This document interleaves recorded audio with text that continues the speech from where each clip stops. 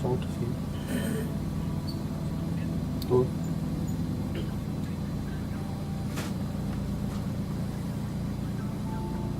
Uhum. Quando eu solto, o fio cai.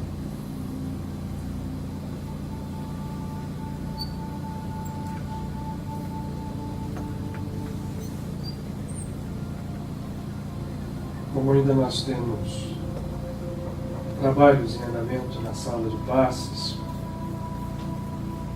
portanto ainda há muitos de nós que estão nos outros ambientes da casa, como nos átrios, tanto aqui no andar de cima quanto embaixo, em frente à cantina e à livraria. Eu, mais uma vez, e sempre a pedido dos nossos amigos invisíveis ao nosso olho físico, que nos orientam, que nos acolhem nesta casa de amor. O lema do nosso amado Padre Pio: de amar, amar, amar, nada mais. A pedido sempre deles, nós lembramos que esse nosso encontro aqui tem a forma externa de uma palestra, mas é um trabalho em contiguidade, em continuação, em conjunção, em comunhão com tudo que aqui é feito. Ainda que nós tenhamos vindo a casa apenas para tomar um passe, porque achamos que faz bem, e realmente faz, os nossos amigos nos procuram tocar os ouvidos, abrir os nossos olhos espirituais e os ouvidos também do espírito, e mais do que tudo o coração, todo o tempo. E, portanto, esse encontro sob a forma de uma palestra é uma continuidade desse trabalho.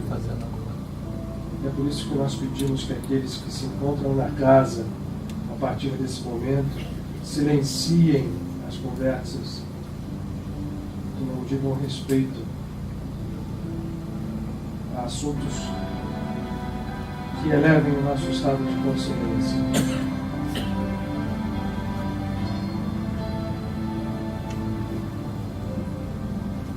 Em dias como o de hoje, em que o tema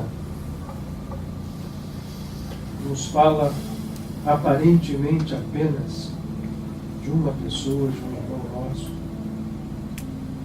esses dias são caracterizados por trabalhos espirituais específicos que estão sendo realizados, e é a medida da nossa concentração, é a medida da nossa entrega, que esta realização se torna real em nós. Os trabalhos são realizados, mas se tornam realizados a partir daquilo que possamos receber.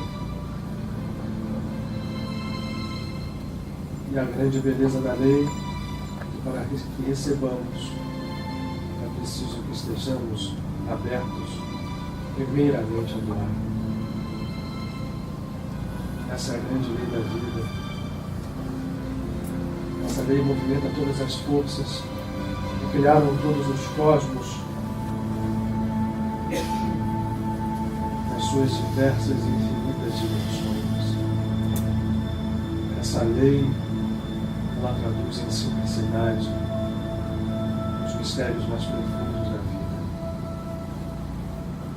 Aquele que a compreende, aquele que ama e doa de si, sem esperar nenhum movimento em troca, recebe em medidas muito mais cheias, em abundância infinita, de tal modo que ele passa a se transformar num Deus vivo, imagem e semelhança da unidade que perfunde todo o cosmos e a cada ser.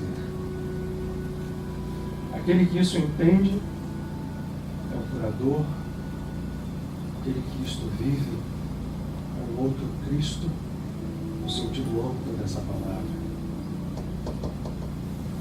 É alguém que a consciência divina, sem os embaraços do ego, iludido, livre do orgulho, livre da vaidade, livre de qualquer sensação de buscar reconhecimento, primazia, supremacia, porque compreende que somos todos um, que a unidade é o fundamento da vida e, portanto, recordando as palavras de Jesus, expressou tão bem a força do Cristo em si mesmo e recomendou a nós a forma de expressá-la também, lembrando as palavras de Jesus: o maior seja como o menor, o primeiro seja como o último, pois o último será sempre como o primeiro, na percepção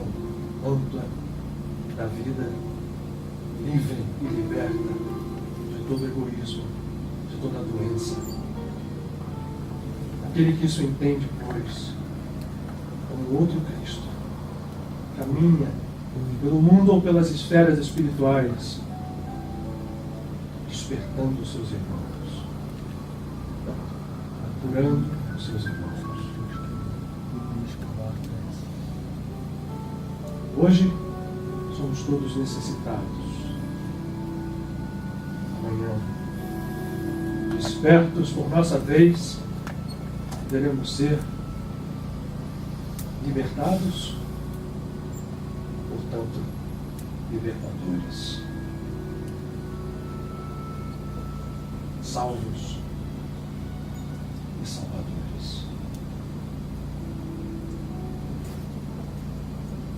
Mas isso só será real, verdadeiro, quando em nós nascer para sempre o Espírito Cristo.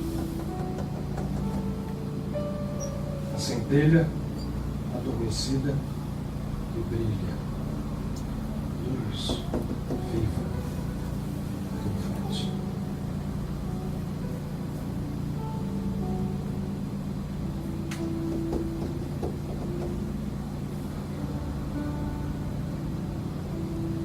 O Senhor seja conosco e vive sempre com nós.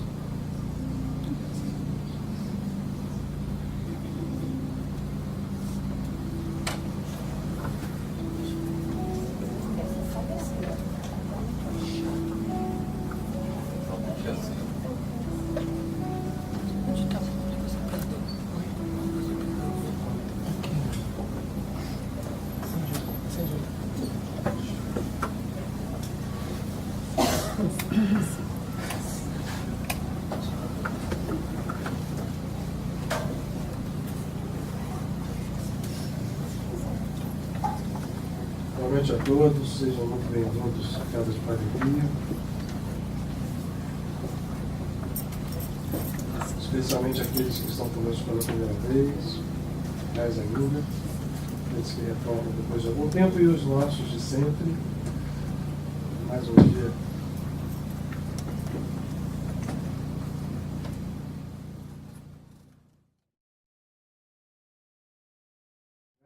Ontem. Hoje, eu acho. Nem sei. Mas enfim. É fazer justiça, por um lado. Mas o personagem que nós estamos referindo, fazer justiça não tem significado nenhum, não precisa disso.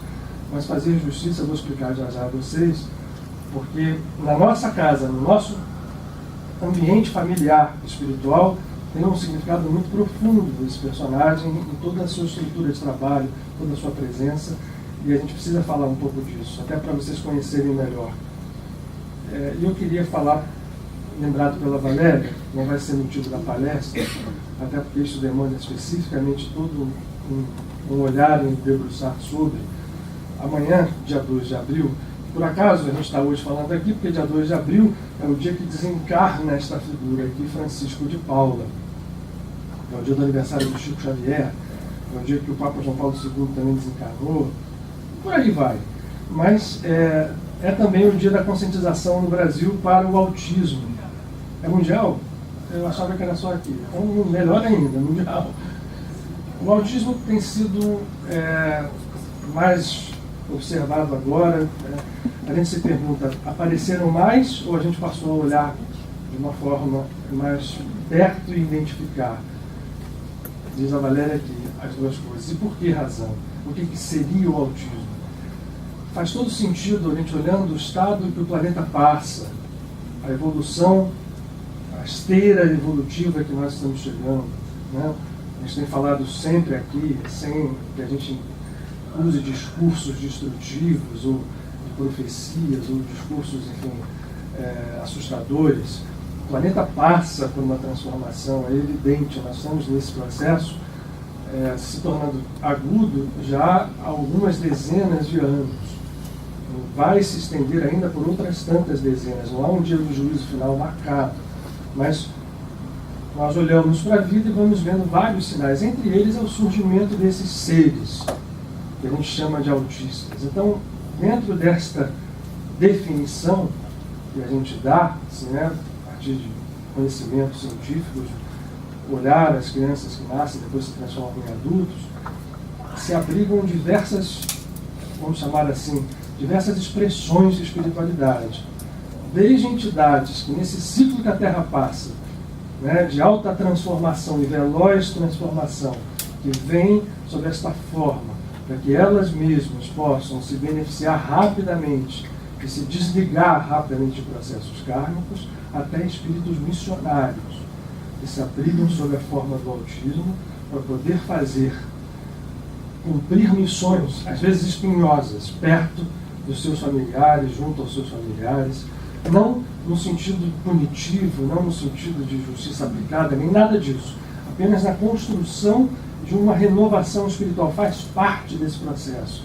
E são seres extremamente sensíveis, são seres que você, à medida que lida com eles, eu tive a felicidade de lidar muito próximo de um nos anos 80, lá no início dos anos 80, um rapaz que hoje tem mais de 38 anos de idade, à época era uma criança, e pude ver como um processo espiritual na natureza, e era um caso extremamente grave, ele tem poder de mexer com forças, mexer com energia, e hoje a gente vai, a partir dessa conscientização, podendo ajudar e ser ajudados por esses seres. Porque uma boa parte deles, eu repito aqui, faz parte de um grupo que a gente poderia chamar de missionários, vem dentro dessa forma, com funções específicas de auxílio. Bom, vamos. Ontem, dia 31 de março, poderia ser um tema de palestra hoje, né? Desencarna um grande amigo nosso. Tem até um retrato dele aqui novo, e esse retrato, inclusive, foi questionado. Tem um livro que está saindo aí, em breve, uma biografia do Kardec, do Marcel Sotomayor, o mesmo que fez a biografia do Chico. Marcel fez um trabalho de pesquisa enorme. Certamente o livro vai fazer um grande sucesso, mesmo fora dos meios espíritas. E esse retrato ele é questionado, ele no meio ali, do lado do Shimon Bar Yochai, embaixo do alto-falante. Ali está o Kardec novo, ainda Hippolyte Léon Denisard Rivail, quando ainda era ligado ao Pestalozzi. A vida do Kardec é uma vida extremamente rica, muito rica. É um ser, uma expressão de força espiritual muito interessante, e ele, depois que a gente fica perguntando, ele criou o espiritismo, isso é todo o processo, não estamos falando de Kardec aqui, nós estamos falando de Francisco de Paula. Mas como a gente fala de mediunidade, e Kardec soube identificar naquela chuva de fenômenos que acontecia no século XIX, no mundo inteiro, nos Estados Unidos, a Rússia, né, fenômenos de tudo quanto é tipo, jeito, entidade se manifestando, efeito físico. Kardec, que era uma pessoa extremamente preparada, hoje nós sabemos que ele tinha uma raiz muito forte dentro da maçonaria, apesar de ser alguém extremamente lógico, era professor de matemática, era empresário, teve colégio, deixou de ter colégio, enfim. A vida do Kardec é muito interessante. Uma pessoa comum, no sentido de viveu a sua vida normal, mas quando ele foi apresentado ao fenômeno, ele percebeu que esse processo era um processo extremamente interessante. E o período de trabalho dele dentro do espiritismo foi curto. Ele foi apresentado aos 57 anos, exatamente aos 57, e saiu do mundo aos 69. Então vocês vejam o tempinho que ele teve. No dia 31 de março de 1869, Kardec, depois que tinha já editado os seus livros, né, que ele recolhia mensagens, escolhia as que ele devia editar, fazia uma compilação e editava. O mundo estava passando por um rebuliço espiritual, não era só ali, né? A gente já fala sempre aqui na casa, todas as religiões apareceram santos de grande envergadura, todas as culturas no Oriente, né, na Igreja Católica, enfim, dentro do islamismo, os Bahá'ís. Kardec trouxe um processo à luz que não tinha novidade nenhuma. A mediunidade não era privilégio, nem foi, nem jamais será do Espiritismo. Nós vamos ver hoje, falando de Francisco de Paula, isso. E o conceito profundo que levava à possibilidade de comunicação da existência de mundos que são tão reais quanto os nossos e são precedentes ao nosso, e tudo dentro de uma lógica muito profunda e extremamente evolutiva. Kardec, nesse momento, dia 31 de março de 1869, tinha, né, o dinheiro como ele ganhava, ele tinha uma livraria que até hoje existe em Paris, essa rua, perto da Rue de Bac, é uma livraria hoje espiritualista, não é espírita. Ele ganhava um dinheiro, não precisava mais de nada, ele comprou uma vila e ia fazer daquela vila um centro de estudos universalista, trazendo pessoas de várias estruturas religiosas e filosóficas para olhar o que o Espiritismo trazia de mais evidente, que era a possibilidade de se comunicar com o mundo, vamos chamar assim, espiritual, e o que isso levava de consequências dentro da nossa vida prática. Ele entendia que ele estava à frente de um oceano a ser desbravado.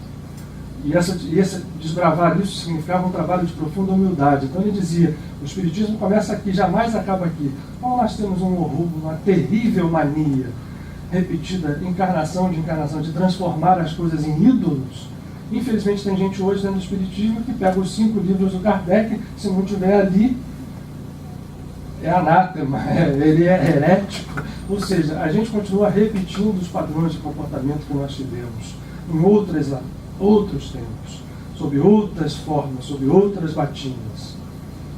Né? Só para dar uma dica de onde foi que a gente mais, né, esteve ali fazendo. Mas Kardec, quando desencarna nesse processo e entregava ao mundo um belíssimo trabalho. A gente podia ter falado dele, mas a gente vai falar de Francisco de Paula porque a gente precisa falar e fazer justiça a uma figura sem que ele precise nem um pouquinho de justiça dentro do trabalho dessa casa. Eu tenho certeza que todo mundo sabe quem é Francisco de Paula, né? São Francisco de Paula. Alguém nunca ouviu falar dessa figura aqui? Não. Próximo. Mas a gente deve saber, quem não é nem católico nem cristão, mas ainda tem razão. Mas enfim, quem é católico já ouviu falar. Mas é interessante a gente observar primeiro. Além do pouco conhecimento, aqui no Brasil a gente sabe que ele é o padroeiro dos jornaleiros. Quem tem um jornaleiro conhecido já deve ter visto figuras que os jornaleiros são realmente devotos, porque a boa parte da imigração italiana que veio do Rio de Janeiro, principalmente, isso é na verdade no Rio, mas no Brasil, é originária da Calábria, onde a cidade de Paula está e onde é originário Francesco. E a gente conhece por aí, mas é uma confusão muito grande. E eu, ouvindo falar dele, a primeira vez que eu ouvi mesmo, foi já há bastante tempo atrás, ouvi de uma forma significativa, foi quando minha avó materna, mediunizada, ela era um médium excepcional. Eu devo toda a minha formação espiritual e segurar as minhas barras de adolescente a ela, né? Antes do Rocha Lima, inclusive. Quando eu fui para o Rocha Lima, eu já estava descascado, numa boa parte. A minha avó pegou aquela fase, né? Dos 15, 16, 17, 18, desde criança. E a mediunidade dela é algo muito expressivo. Uma determinada vez, a entidade que comandava os trabalhos, o Caboclo Gil, não se despedir. Assim, eu estava sentindo uma vibração muito forte. Eu adorava os trabalhos, ficava ali sempre que podiam emitir, ainda criança, né? E ele dizia assim: eu quero agradecer a presença e a vibração de Francisco de Assis e do seu irmão Francisco de Paula. Ele usou essa frase. Eu achei irmão, ele era irmão, nasceram juntos, filhos da mesma mãe, irmão espiritual. Mas enfim, passa o tempo, o Frei Luiz chega, entra na minha vida e nos trabalhos de materialização, em um determinado momento, uma entidade sai da cabine e entrega ao meu irmão, Augusto Aldo, que ele tem até hoje, uma imagem de Francisco de Paula, transportada, teletransportada, feita fora do Brasil, certamente, pela precisão dos e tudo bem, não, é uma figura, né? Vocês estão vendo aqui, esse retrato, o retrato dele é um dos retratos mais comuns que se tem. Mas tudo bem, Francisco de Paula é um santo, padrinho de jornaleiros. O que essa figura tem de interessante para a gente olhar? E por que a gente faz uma homenagem e faz uma justiça a ele aqui? Dentro do trabalho da casa, se nós tivéssemos um médium vidente aqui, que todo final de trabalho fizesse uma descrição de quem está presente, que energias estão presentes, que vibrações, vocês teriam certamente ouvido várias vezes a citação de Francisco de Paula como presente, nos ajudando. E a gente pouco fala dele, né? Quer dizer, tudo bem, tem um retrato ali. Mas se vocês observam o trabalho que faz uma entidade dessa ordem, eu disse que é um ser crístico, o Magno fez lá um quadro bonito lá de divulgação, porque isso é uma verdade, a gente vai procurar e vamos saber aqui por quê. Porque realmente é interessante como não se conhece tanto, mas a importância dele, ele continua o trabalho. Eu quero mostrar uma coisa para vocês, hoje já não fica tão evidente, mas uma das grandes características desse espírito foi demonstrar, ou expressar, desculpem, com muita intensidade, desde antes de nascer, uma mediunidade, olha, eu diria, assim, comparada na sua expressão a grandes mestres da Índia, comparada talvez, ou até mais do que Antônio de Pádua, muito perto daquilo que fez na sua expressão crística a figura de Jesus de Nazaré, Elias, Eliseu e outros grandes profetas, né, que a gente conhece na nossa história. Vocês vão ver aqui, ó, de longe talvez vocês vejam, um halo aqui, ó, esbranquiçado. Hoje ele já não está tão evidente, ou está, né? Você disse que você vê com muita clareza. Mas há uns 2 anos atrás, esse retrato aqui começou a apresentar, ele tem um vidro aqui por cima, ele é pintado por um pintor em São Paulo, feito um desenho, e há um vidro aqui. Por baixo desse enquadramento, começou a surgir um halo redondo, suado como se fossem pingos d'água. Vocês lembram disso, né? Quem estava aqui já... E ficou muito tempo a água aqui embaixo, né, mostrando uma coisa. E às vezes as pessoas, a imagem, quer dizer, quando você entende bem o que pode ser um quadro, um retrato, como um canal vibratório, este quadro aqui é uma das coisas mais importantes que nós temos nessa casa, porque este círculo e um fenômeno físico, que depois agora já não está com evidência, mas as marcas que estão aqui, mostram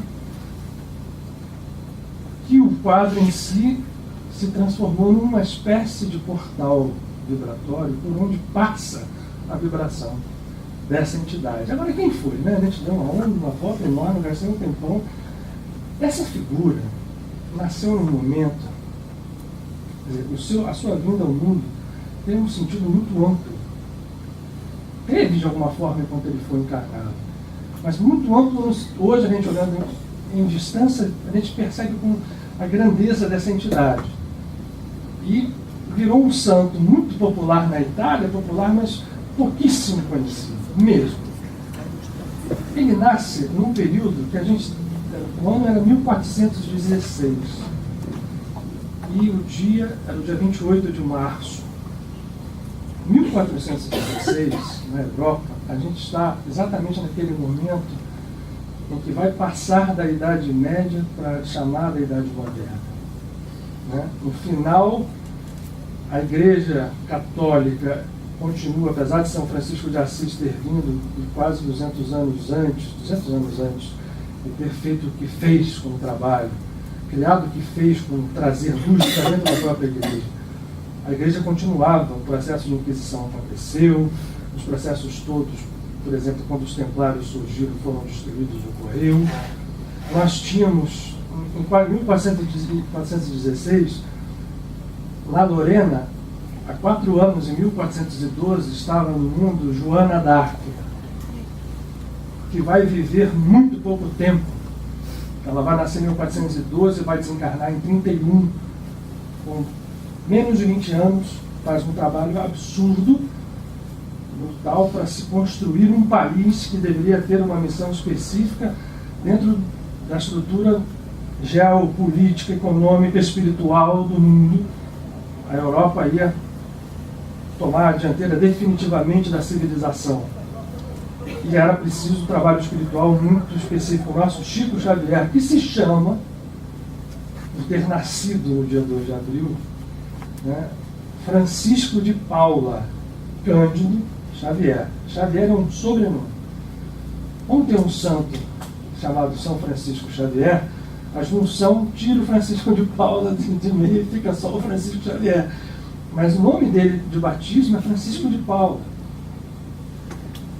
Ele, na verdade, naquele momento, né, em que ele aparece no mundo, nós estávamos construindo, o Chico falava sempre isso para o Emmanuel, a França tinha um trabalho a realizar espiritualmente, ela precisava ser constituída, e havia um perigo enorme da Inglaterra varrer a França do mapa na Guerra dos 100 Anos. Joana d'Arc vem com aquela missão estrondosa, mas é posta na fogueira pela Igreja. Então, ela nasce em 1412 e em 1416 nasce esse menino. Esse menino era filho de um casal Calábria. A Calábria é na ponta da bota italiana. Ela pertencia ao reino de Nápoles. A Itália era partida em diversos reinos. O rei de Nápoles tinha uma relação muito próxima com o Vaticano. Nasce ali numa família de gente da classe média, um pai, Giacomo d'Alessio, era alguém que tinha uma construção, e a mãe, ela chama-se Viena Fuscaldo. Estavam casados há muito tempo e não tinham filhos. Aliás, isso é uma coisa interessante. Já há 15 anos que eles queriam. Um belo dia, ela tem um sonho com São Francisco de Assis, que aparece a ela dizendo que ia nascer na sua família um grande espírito trazido por ele. Isso, depois dos 15 anos de espera, tentativa, aparece o filho e conta-se. Eu vou começar a contar a vocês as histórias. São algumas impressionantes. Começa logo a primeira. O dia da concepção, em que ele é concebido, é relatado pela tradição que o teto da casa acendeu uma chama, um fogo enorme, e aquele fogo se apaga sozinho. Eles ficam grávidos da criança. Francesco, portanto, pela promessa que ela havia feito a ele, e depois do sonho de tanto pedir o nome de batismo da criança, nasce. E aí contam as tradições que ele era tão bonzinho que ele mamava sem chorar, que ele não sobrecarregava demais a mãe.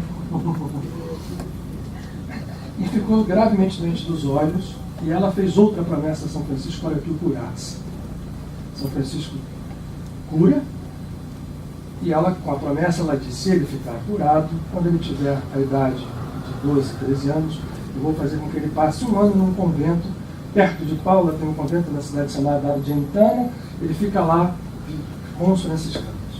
O menino nasce e já de pequeno, todo mundo vê a evidência dele, de que havia ali um espírito extremamente já amadurecido, enfim, com uma diferença enorme das crianças.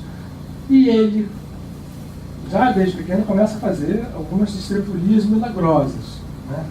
Como, por exemplo, tem uma relação muito interessante dele com o fogo. Isso tem um símbolo muito profundo.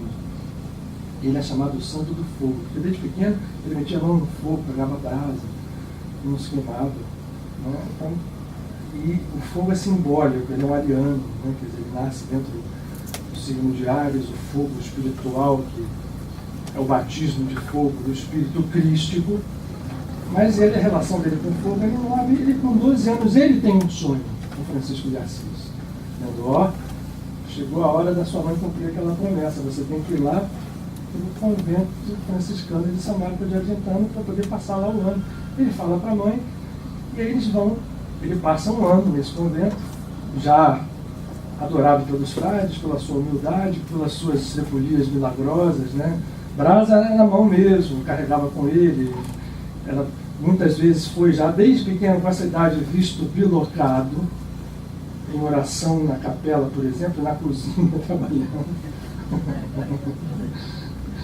E acabou um ano, ele sai e os pais e ele fazem uma peregrinação, isso era muito comum na Idade Média, de Paula, na Calábria, até Assis.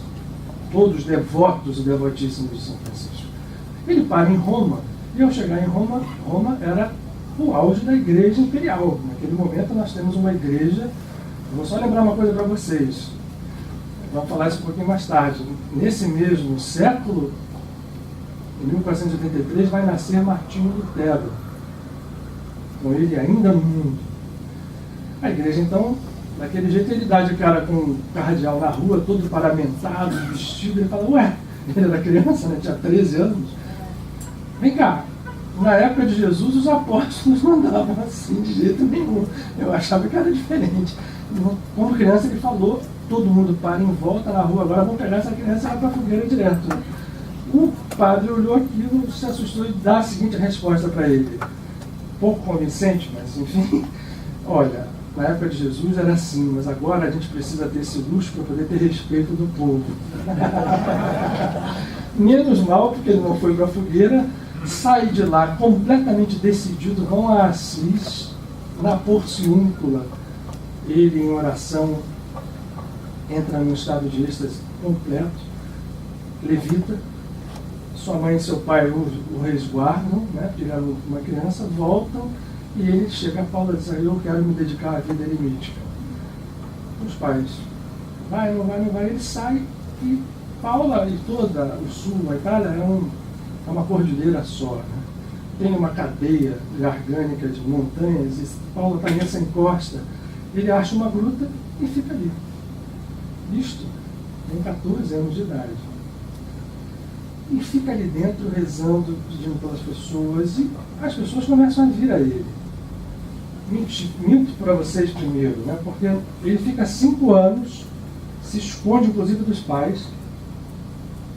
Depois de 5 anos nesse estado de oração permanente, ele ficou sem fazer nada? Não. Porque a gente vai marcar essa conversa da gente exatamente por isso. Estados superiores de consciência, por si só, mesmo que a pessoa não diga uma palavra, são capazes de mover forças espirituais profundas. Esse é o significado profundo de, por exemplo, uma vida monástica. A pessoa naquela vida monástica, quando ela tem essa consciência, né, uma vida monástica que você fica lá dentro para recriar lá dentro todas as mazelas que a gente tem na vida aqui fora, intriga, vaidade. Não, verdadeira, entregue à oração quando compreendida, tem um poder enorme. E aí um dia ele foi descoberto por caçadores que estavam na montanha levitando. Aí ficou perdido. Depois que viram isso, o menino foi achado e ele passou a atrair pessoas que iam a ele. Ele curava, realizava o que se chama de taumaturgia, que é a mediunidade que vem de um santo. Né? Os santos taumaturgos são aqueles que fazem o que a gente chama de milagres, mas a gente sabe que esse milagre nada mais é do que operar leis da natureza que são normalmente desconhecidas para nós. E Francesco fazia isto com intensidade, passou a atrair gente, passou a atrair companheiros que vão se juntando à sua vida. E aquela pequena caverna foi ficando pequena, ele teve que sair, já dentro da cidade de Paula, muito respeitado, e do nada, ele primeiro faz uma pequena igreja, tá?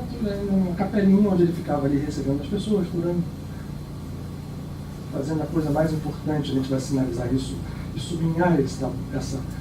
Vocês estão vendo isso aqui? Vocês não estão lendo o que está escrito aqui. Aqui está escrito a palavra caritas.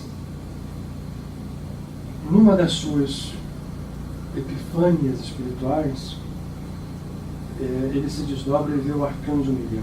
Conversava direto com Miguel, Gabriel, Rafael.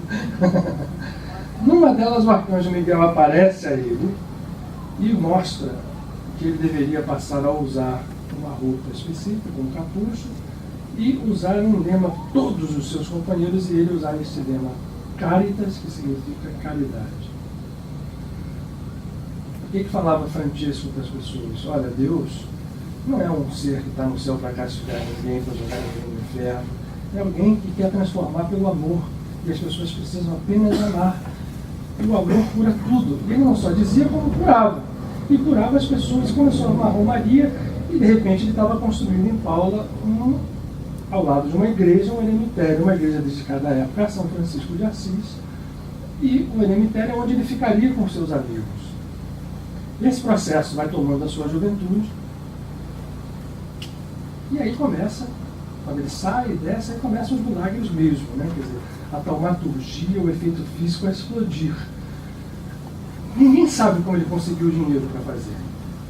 Ele constrói, ao longo da sua vida, só para vocês terem ideia eu ia falar lungueza, da duração da sua vida, ele foi desencarnar aos 91 anos, em 1507. Essa história da gente vai chegar lá. Nessa época, era uma pessoa que não comia, como ele não comia carne, ele só comia vegetais e eventualmente raízes. Mostra que ele vive de uma outra fonte. Nem só de pão vive o homem. Então ele tem uma expressão, por isso eu falo um ser crístico, em plenitude, ele vivia isso. E o que ele começou a fazer, ninguém sabia de onde veio o dinheiro, mas ele começou a fazer uma igreja, juntava pessoas, carpinteiros, e aí vários acidentes, porque todos esses seres são muito perseguidos. E acidentes assim, por exemplo, eles estavam um dia construindo a igreja, de repente começou a rolar pedras do muro, enormes. Ele, rezando, faz as pedras destacarem, essas pedras são até hoje lá em Palma, no morro, as pedras que rolaram, e a pouca distância do local onde estava sendo construído ficaram paralisadas. Curava as pessoas a 3x4, inclusive doenças graves, como paresias, com pessoas com deficiências corporais, todo tipo de doença, e naquela época, basicamente, as doenças infecciosas, que eram as que mais acometiam as pessoas. E tem, nesse momento, uma história muito engraçada. Ele tinha um carneirinho que ele chamava de Martinello. Ele andava no carneiro. E um dia os operários que estavam construindo a igreja lá com ele, estavam com fome demais, não sei porque o pão não chegou, resolveram pegar o carneiro. E mataram o carneiro e fizeram um belíssimo assado com aquele carneiro. E ele estava longe, ele chega e começa a perguntar, o Martinello, ninguém tinha visto o Martinello. Mas vocês não viram o Martinello, meu Deus. Mas o que aconteceu com ele? Martinello, ele começa a chamar, ninguém viu. De repente ele chama mais intensamente. E todos, essas histórias são tradição, mas são tradições constatadas, né? Testemunhadas. E isso eles olham para dentro do forno onde eles comeram tudo, pegaram os ossos e jogaram lá. Quem sai vivinho da Silva lá de dentro? O Martinello. Imagine uma pessoa dessa. Isso é impossível, isso é mentira. Olha só. Não é o nosso assunto hoje aqui, mas a reconstituição de estruturas físicas não é impossível de forma nenhuma na ótica da lei dos milagres. E ali estava, eu estou contando essa história para mostrar a vocês alguém que estava ali exuberantemente mostrando poderes e mostrando às pessoas que elas tinham condição de atingir estados melhores. O Martinello sai, continua vivo perto das pessoas, ele constrói a igreja de Paula, ele começa a ser chamado, ele vai ao longo de anos, né? Ele nasceu, isso ele bota com 430, 440, ele vai a 4 cidades da Calábria e constrói nessas 4 cidades mosteiros. Em todos os lugares ele era acompanhado por esses fenômenos. Em Paterno, por exemplo, que é onde ele faz uma construção até hoje, tem uma viga que no meio da construção, ele se metia lá no meio da história, construía tudo. A viga caiu, na hora que cair em cima de todo mundo, ele levita e segura. E até hoje está lá, a viga meio torta, né? Na igreja, ela está posta de uma forma que você vê que ela foi remendada, e foi remendada pelo efeito físico da mediunidade deste grande santo. Mas isso não era essas evidências de pegar e curar as pessoas, de fazer coisas milagrosas, eu vou contar alguns para vocês, extremamente impressionantes, era apenas a expressão de uma santidade verdadeira, ou seja, o santo verdadeiro é um médium, ele evidencia o fenômeno na maior das expressões. A nossa grande luta, quando a gente fala que tem que educar a mediunidade, tem que fazer acontecer, é que às vezes a gente esquece que o médium que fica na mediunidade só olhando ali, né, o fenômeno e a beleza da história, e esquece de educar a sua santidade, entra por um caminho que pode ser extremamente desagradável. A gente tem vários exemplos aí, né, mas é sempre bom repetir. Ora, Francesco continua, ele começa a crescer a sua fama, imagine isso, né? Pessoas a virem, ele faz nascer fonte, água de rocha, ele faz multiplicação de pães. É impressionante. E tão é impressionante que chega o ano de 1470, que ele já tendo fundado 4 conventos, transformado em volta dele uma ordem de frades eremitas, ele funda uma ordem que não tinha sido reconhecida pela igreja, o Papa manda chegar, olha, vai dar uma olhada nesse cara lá. E manda um cardeal para observar que figura daquela e, se possível, trazê-lo para aplicar a ele as penas inquisitoriais. Esse cardeal chega, ele estava em Paterno, ele sente uma intuição de que ele tinha que voltar a Paula, e aí era para exatamente encontrar esse cardeal, o ano é 1470, e ao encontrar esse cardeal, o cara chega tudo armado, pronto para dar uma dura nele, se possível prender e levá-lo, e ao ter contato com Francesco, não só não faz nada disso, como se converte, né? Ele chega primeiro e diz assim, ó, vamos sentar e vamos conversar uma coisa aqui. Você, aí começa a falar a vida do cara. É melhor que você não fizesse isso. Deus não pune ninguém, Deus é absoluto amor. Mas escolhe essa outra forma aqui, a pessoa se converte, vai ao Papa e o Papa chancela a sua ordem definitivamente, e ele escolhe um nome de ordem dos mínimos, que o padroeiro dessa ordem dos mínimos é Miguel Arcanjo e o próprio Francisco de Assis.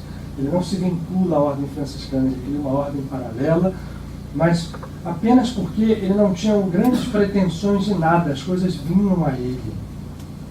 Imagine o seguinte, ele consegue, nesse período de tempo, construir 5 monastérios do sul da Itália, e aí, depois que essa história acontece, ele é chamado para ir a Sicília, para fazer na Sicília um outro monastério.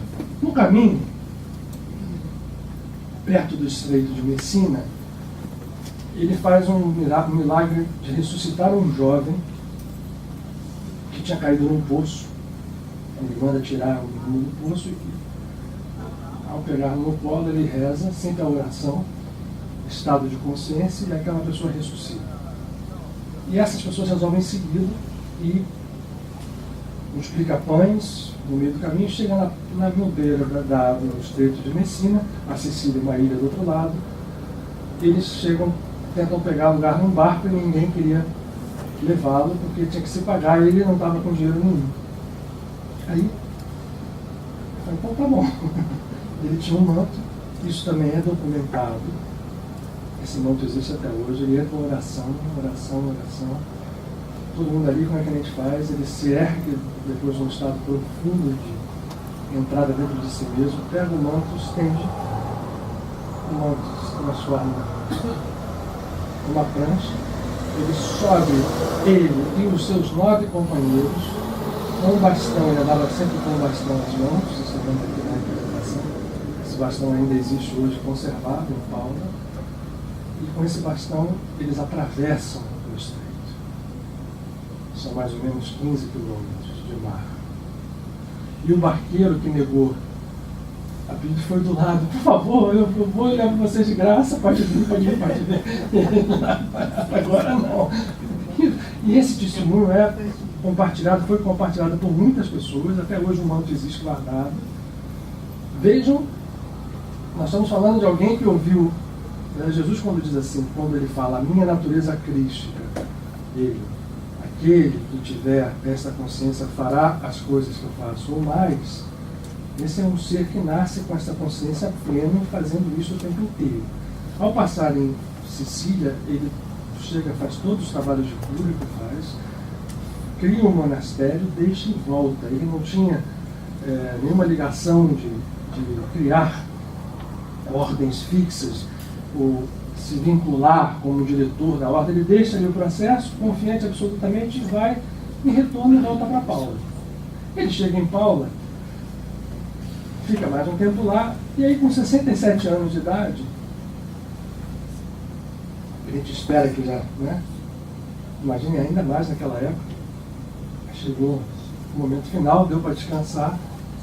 O rei da França, eu falei da Joana d'Arc aqui, porque a Joana d'Arc, ela nasce em 1412, vai desencarnar em 31 e deixa a França mais ou menos constituída como país. Os anos que se seguem vão servir para que venham reis da França, que são reis da França. Naquele momento havia um rei chamado rei Luís XI. Esse Luís XI era uma figura terrível, como quase todos os reis eram, opressores do povo. Começa o grande trabalho, eu acho, o grande trabalho de Francisco de Paula vai ser esse que significa que por isso a gente tem que fazer justiça, e um ser desse é um canal crístico para cada um de nós.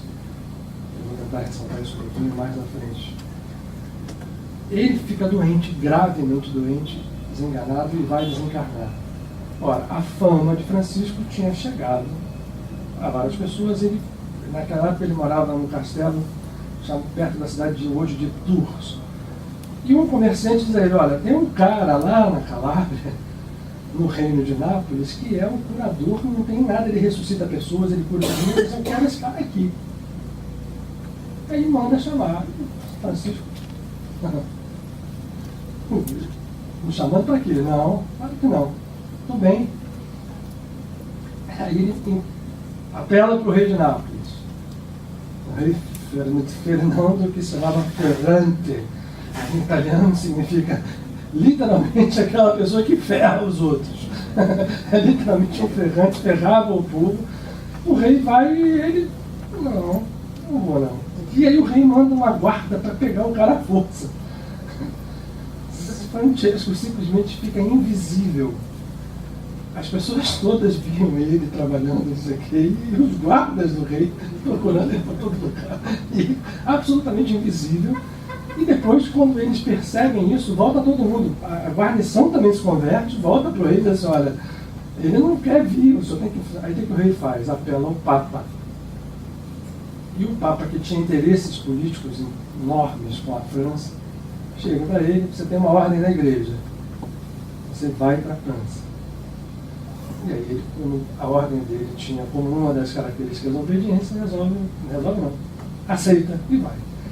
Com 67 anos, no ano de 1483, no mesmo ano que vai nascer, eu falei lá no início, Martinho Lutero, sai um ser crístico do sul da Itália, se despede de Paula, sabendo que iria para não mais fisicamente retornar ao seu país. Realmente ele vai para a França e ele vai desencarnar com 91 anos de idade, em 1507, na França.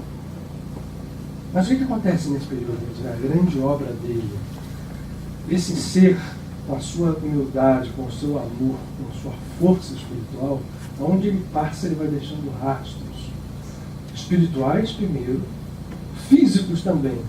No meio do caminho existe uma pedreira onde ele ficou lá no meio, meteu o pé e deixou as pegadas na rocha, até hoje. Chegando em Nápoles, o rei, que tinha primeiro mandado o exército prendê-lo, daqueles guardas que ele transformaram invisíveis, começa a tentar corrompê-lo. E em um determinado momento, ele diz, olha, eu queria muito que você construísse um mosteiro aqui em Nápoles. E aqui está o dinheiro, e bota na mão dele um saco de moedas de ouro. Aí ele pega assim, as moedas na mão, faz assim a moeda, e as moedas se desfazem em sangue. Você está vendo isso aqui? Isso aqui eu não quero esse dinheiro, isso aqui é o sangue dos seus súditos, do dinheiro que você rouba deles, com os impostos injustos, com as coisas todas, o crime, está aqui.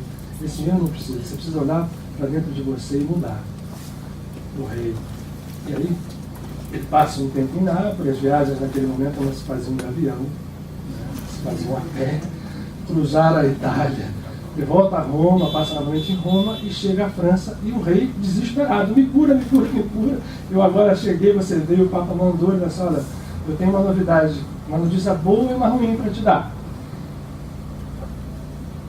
Qual que você quer primeiro? Eu imagino que ele tenha dito a boa, não sei, ele falou isso. Ele disse assim, você vai ficar curado. Agora eu quero a ruim. Você não vai ficar curado. Assim, fisicamente, eu não sou, você está achando que eu sou curador? Não, eu não faço nada. Quem faz é Deus. Eu tenho aqui, e eu venho falar com você, eu não tinha dito, mas infelizmente a sua doença, a forma como ela veio, Deus, nesse momento, eu não sinto, infelizmente, eu não vou conseguir te curar. No primeiro momento, o cara ficou uma fera. Assim, mas a boa notícia é, existem outros tipos de cura. Você quer conhecer? Para encurtar essa história, Francisco de Paula, a partir do momento em que o rei começa a ir, ele fala assim, o que você quer? Eu só quero que você faça uma cabaninha. O rei morava nesse castelo, em Tustre, o castelo de Amboise. Nesse castelo de Amboise tem na mata em volta ainda uma capela onde era o lugar onde era a cabana. Ele ficou ali e viveu ali até dos 67 a 91 anos. E ele ficava ali, me deixa rezar, eu vou rezar por você, eu vou rezar por... O rei começou a ir, e esse rei, que era um sujeito intragável, um sujeito que se transforma no final numa pessoa, começa a fazer vários atos em benefício dos seus súditos. Você quer ser curado? Vamos começar a olhar os súditos como pessoas iguais. Vamos olhar que são pessoas humanas que merecem. Esse intervalo, ele pega 3 reis da França, só para vocês terem ideia. Luís XI morre logo. Mas aí vem Carlos VIII, que era um garoto que se apaixona por ele, mas aquela coisa do garoto, guerra, tenta... Eles, olha, se cuida, porque você precisa constituir, porque nós estamos trabalhando espiritualmente, porque os otomanos, os turcos otomanos, que em 1453, enquanto ele estava ali vivo, né? Lembra que ele nasceu em 1416, tomam Constantinopla, vem invadindo a Europa pelo leste, vão tomando até a Áustria, né? Tomando toda a Europa do leste, vão invadir a Itália. Eles assim, o nosso grande trabalho espiritual é não deixar que eles entrem na Itália, mas eles vão chegar. E é verdade, os turcos se desembarcam no sul da península e na Sicília e vão fazendo estragos, mas a tradição conta que Francisco de Paula disse para o rei, você não vai lá brigar, que se você for brigar, ele se tornou um conselheiro espiritual para os reis da França, para os reis italianos e mesmo para o Papa. Várias mensagens, repetidas mensagens, ele manda ao Papa para dizer, olha, essa igreja precisa de transformação. Não pode ser mais uma igreja como... Bom, ninguém ouviu. Lutero, que já estava no mundo, é chamado ao seu trabalho logo depois. Né? Ele desencarna em 1507, e Lutero já estava pronto, dentro da ordem agostiniana, para usar outros métodos para sacudir a igreja. Mas o trabalho de Francisco de Paula é enorme. Ele vai aos poucos transformando, e depois ainda pega, depois de Carlos VII, Luís XII, Luís XII, que não deixa definitivamente, não tem volta para Paula. Você agora é patrimônio da França, você vai ficar aqui. Então tá bom, eu vou lá para minha cabaninha rezar. E fez isso. Dentro dessa cabana, sem mais sair dali, Francisco de Paula funda, ou melhor, a ele vão e recebem a orientação sem que ele saia mais dali. Não só a constituição da sua própria ordem, como a ordem feminina e a ordem terceira, repetindo o modelo franciscano. A ordem feminina e a ordem terceira. Estrutura um movimento dentro da Europa de renascimento da igreja, mas mais do que isso tudo, de renascimento de alguma coisa que ele tinha recebido de São Miguel. Só tem um caminho. E Deus não quer que as pessoas penitenciem, que façam coisas. Ele quer uma coisa, que aprendam a amar os outros. Seja você um rei, seja você uma pessoa mais simples do mundo. Se não tiver amor, nada funciona. E de alguma forma, ele conseguiu, primeiro, a invasão otomana, que ele havia previsto, é barrada de uma forma quase milagrosa, porque não havia força bélica capaz de barrar os otomanos naquele momento. Eles deram razão. Tudo o norte, todo o leste europeu ficou sob domínio turco por muito tempo, mas na Europa no sul eles ficaram pouquíssimo tempo. E a tradição conta que se viu Francisco de Paula em vários momentos, em várias batalhas, junto aos exércitos, ele bilocado de onde ele estava lá. Então, mexer com fogo era com ele. Ele várias vezes entrou dentro de lugares ardentes, saiu, pegava a brasa na mão, fazia fogo surgir, né? E série de... Ele sempre dizia, o fogo é o símbolo que nós precisamos para ter um coração que não arde de amor pelo seu próximo, pelas pessoas e que não entende esse amor da forma mais profunda. Esse é um coração morto. O fogo não mata, aí entra dentro do fogo, não, aí não. Mas ele diz assim, eu não sou nada. Ele sempre repetia esse bordão, e foi uma pessoa humilde até o final. A justiça com ele é o seguinte: dentro da casa de Padre Pio, Francisco de Paula, dentro da obra de Padre Pio, dentro da nossa família espiritual, é alguém que precisa ser conhecido e precisa ser conectado como canal de bênçãos, como canal de crescimento, como canal de despertar espiritual. De repente, quando surgiu a oportunidade da gente falar, eu me lembrei, puxa vida, anos e anos dentro dessa casa, a gente nunca ressaltou a expressão de uma entidade como essa, né? Que talvez dentre os santos cristãos tenha sido dos mais evidentes em termos de, não só de taumaturgia, porque levitar, voar, fazer acontecer, isso não dá, cara, não dá nada, não é específico, não é o mais importante, mas agregava isso um poder de transformação das pessoas, que todo mundo que chegava a ele não saía incólume. Se não só não saísse curado fisicamente, saía curado de outra forma, como esse primeiro rei da França. Desde o primeiro momento ele falou assim, não vai ser curado, você vai embora. E assim para várias pessoas ele falava. Ou falava, olha, a chance de curar existe, mas faça isso, faça isso, faça isso, faça isso. Eu acho que vale muito a pena que a gente compartilhe. E para terminar, estou me lembrando aqui para ver se tem alguma história mais dessas assim, mas eu acho que a mais interessante é a passagem do Estreito mesmo. Esse evento é um evento tão impressionante que o compositor húngaro Ferenc Liszt fez uma obra para piano chamada Francisco de Paula Caminhando sobre as Ondas. E eu recomendo que vocês, acho que tá bom, que vocês ouçam. E aí, para que a gente termine, eu queria ler para vocês, antes da gente fazer uma meditação pensando nele, falar de uma biografia, falar de alguém nos conecta. E aí o que eu queria hoje talvez deixar aqui era oferecer a vocês o conhecimento de poder usar como um canal, porque o ser crístico passa a ser um canal e passa, portanto, ao ser esse canal capaz de... Por isso que ele se torna santo, as pessoas pedem coisas e ele concede. Os mais diversos níveis. Os níveis mais simplórios, a pessoa sai um devoto de Francisco de Paula, vai à igreja, reza por ele, para ele que ele faça uma intercessão, e ele vai fazer. Nos níveis mais profundos, se a gente entende ele como um canal crístico, vale tudo o que a gente disse, ele vai continuar fazendo, mas a gente vai entender melhor o que é ele fazer. Não é chegar a Deus e pedir uma benesse e Deus, porque ele tem méritos, vai conceder. Isso é muito superficial.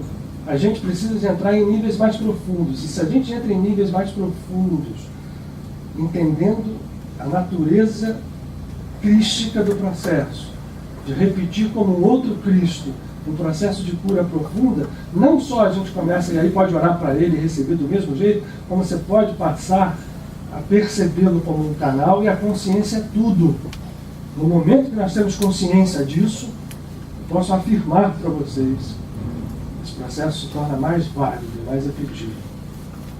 É por isso que eu queria apresentar esta figura de uma forma intensa, evidente, esquecendo que ele seja um santo católico, ou seja, era um ser que veio ao mundo, veio trazido às mãos por Francisco de Assis.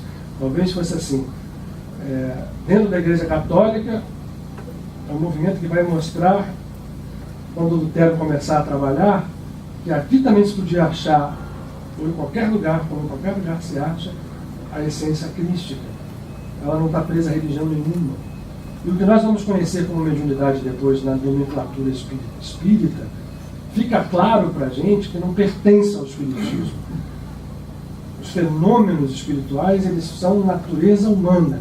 Então você pode ser judeu, muçulmano, cristão, ateu, e ainda assim você pode expressar fenômenos de natureza espiritual, porque existem ateus que são melhores pessoas do que muita gente religiosa na aparência.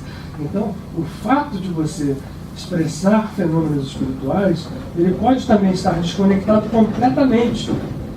E aí é um grande perigo de uma mediunidade, como a gente chama então, a partir do espiritismo, é um dos nomes que se fala, paranormalidade. Isso pode estar desconectado completamente de qualquer essência espiritual. Isso é uma porta de desestruturação do ego, de aprisionamento egóico enorme. Eu vou dar um exemplo aqui, sem querer acusá-lo de nada, mas só para que a gente entenda do que está falando. Vocês devem conhecer uma pessoa, ou ter ouvido falar de alguém chamado Thomas Green Morton, de Oliveira Coutinho. Esse nome dele, o pai dele era farmacêutico, eu descobridor da anestesia. O Thomas era alguém que surgiu com uma missão enorme no mundo, uma explosão de coisas parecidas com essa. Só que, infelizmente, o caminho que ele resolveu tomar, sem julgá-lo, sem nada, foi um caminho de privilegiar o ego, né? De fazer com que aqueles fenômenos, eu sou o cara, né? Quer dizer, eu faço surgir perfume, eu faço surgir luz. O Thomas, essa história do carneiro que sai de dentro da coisa, o Thomas fez várias vezes isso com pintos, com pássaros. Ele pegava um ovo, fazia o ovo se transformar num pinto, depois pegava o pinto e fazia o pinto voltar ao ovo. Isso é, o Mário Amaral, que foi uma pessoa que eu conheci, que era um cientista, pesquisador, acompanhou o Thomas no início da sua vida e viu coisas, e documentou coisas dessa ordem, e outras coisas mais ainda. Mas o que acontece? A pessoa transforma isso em algo para alimentar o seu ego. E isso, Francisco de Paula fez o inverso.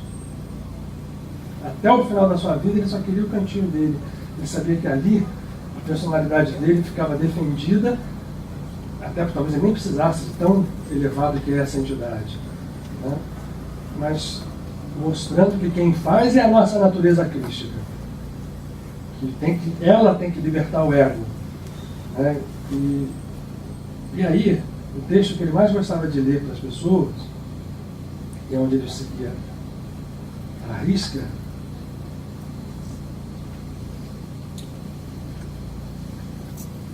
ele está no capítulo 13, na epístola 1 de Paulo aos Coríntios. Dizia ele que sintetizava todos os movimentos que nós podíamos fazer na vida se nós entendêssemos a essência da história, que caridade é a filha, a ação do amor. Caridade verdadeira, ela não é feita pelo tamanho. Hoje, em algum lugar no Facebook, apareceu alguém citando o André Luiz, que você não tem que olhar alguém pelo tamanho do bem que você fará, mas sim pelo amor que você coloca no bem que você quer fazer. Seja ele um olhar, um pequeno ato, uma pequena doação, ou algo grandioso na aparência. Se a aparência for que você está preocupado, ela não mede o tamanho do seu bem. O que mede o tamanho do seu bem é essa essência. E paradoxalmente, quem tem essa essência não está nem aí para ter tamanho, não está, seja o rei da França, ou seja um cara que chegue, para ele é o mesmo. E assim foi para Francisco de Paula. Nós conhecemos muito pouco dele. O capítulo 13 diz o seguinte, vocês já ouviram isso certamente.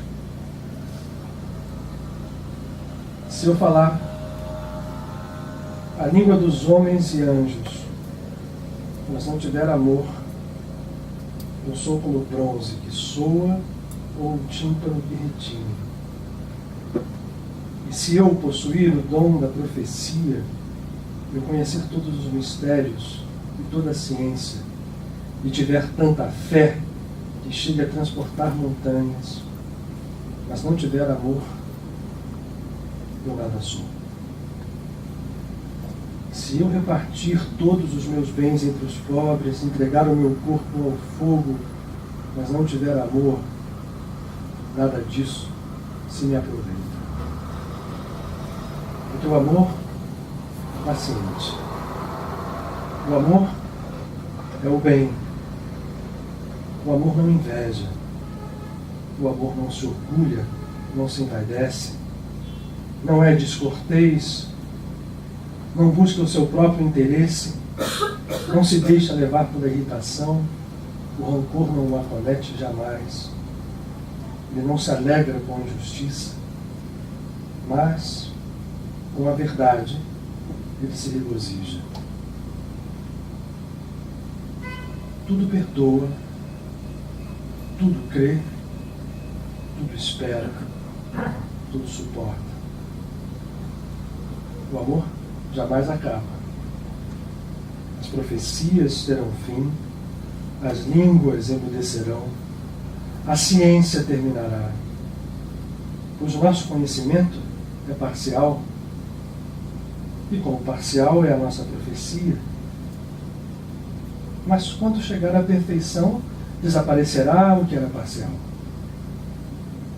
Quando era criança, eu falava como criança. Pensava como criança, raciocinava como criança, mas quando me tornei homem, abandonei as coisas de criança. No presente, vemos por um espelho, de modo obscuro.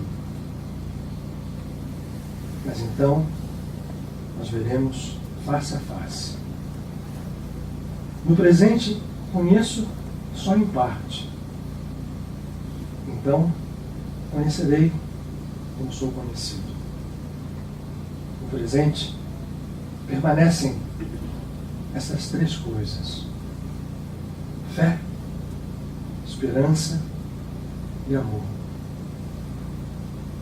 Mas a maior delas é o amor. Essa passagem era a preferida de Francesco da Paula,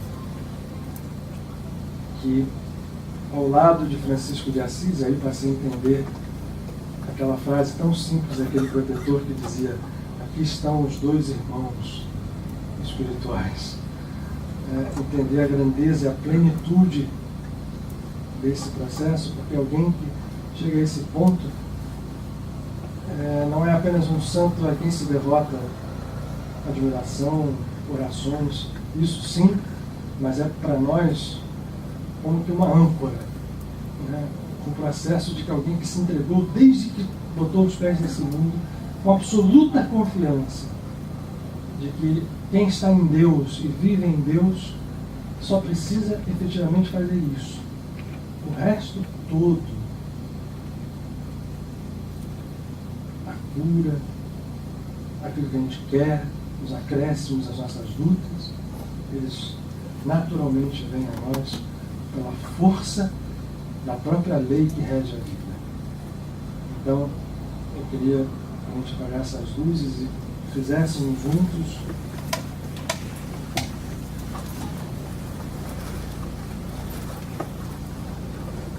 a esse humilde, acho que é uma música,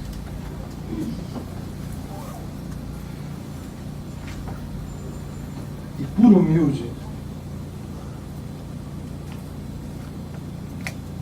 carnal intensamente vivo, poderoso, que é Francisco de Paula, e que, sem nenhum receio, nós possamos nos valer, porque alguém que se torna como ele, essa estrela brilhante, não tem poder medido, porque o poder não é do ego, o poder é da presença divina. É como se Deus, desperto nele, pudesse mais facilmente fazer despertar o Deus que dorme em nós.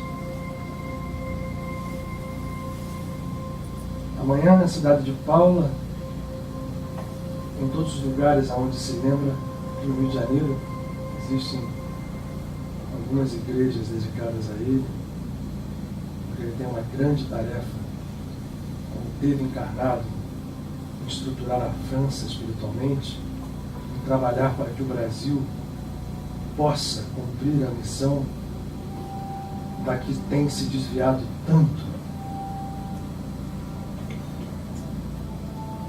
por incompreensão de todos nós, não só os dirigentes, mas todos nós.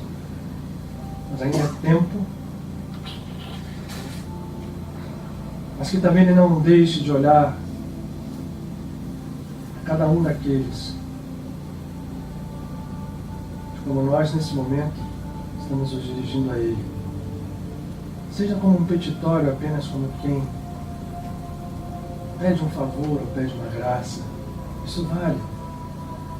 Nós não vamos nos esquecer de conectar o nosso coração e sentir a presença regeneradora, curadora, do poder, esse amor crístico, para que esse amor nos fecunde, para que o fogo, elemento tão caro a Francisco, o fogo do Espírito, possa incinerar as sementes de karma que vivem em nossa alma, possa transformar as pedras em grãos de areia,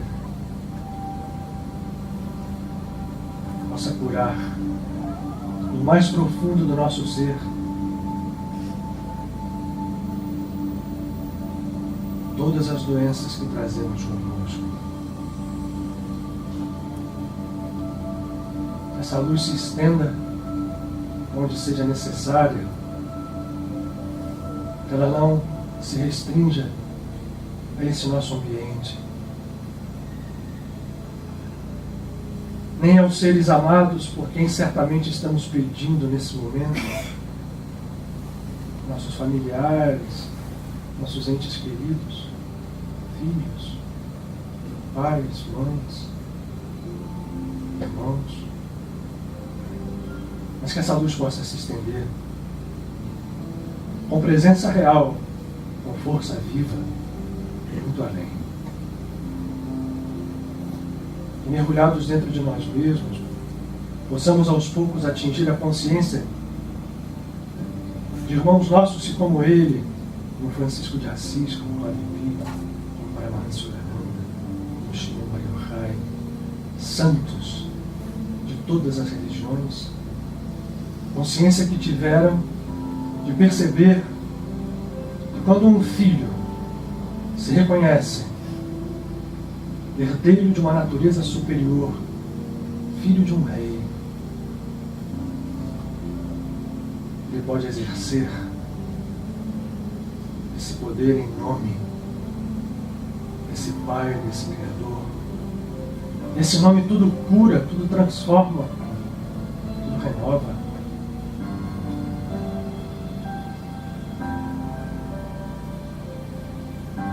E esta força está à disposição, sempre esteve, de cada um de nós, sem exceção de ninguém. Mas nós insistimos em dormir. Mas sempre, sempre é a hora de levantarmos, de usar a oração na sua essência mais profunda, mais poderosa. Irmãos como Francisco se postam ao nosso lado e abrem esse portal, como a dizer: passem, passem, aqui é caminho,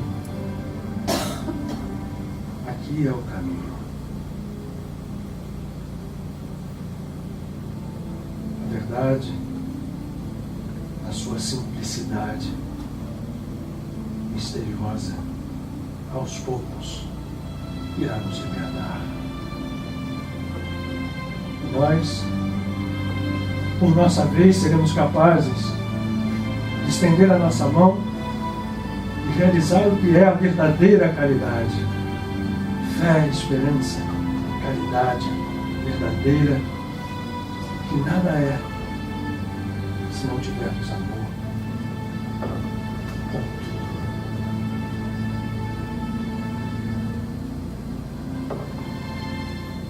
Que a nossa oração se estenda como luz e realize o seu trabalho.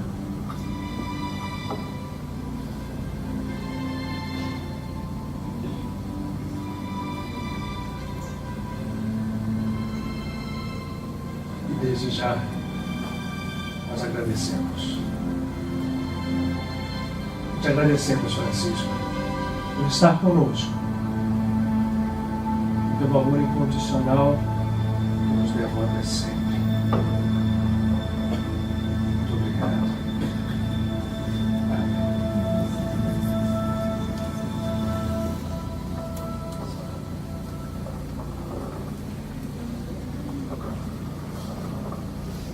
Obrigado a todos. Uma excelente semana. Amanhã, se vocês quiserem, continue se lembrando dele. E é depois. Desculpem qualquer coisa. Até a próxima semana.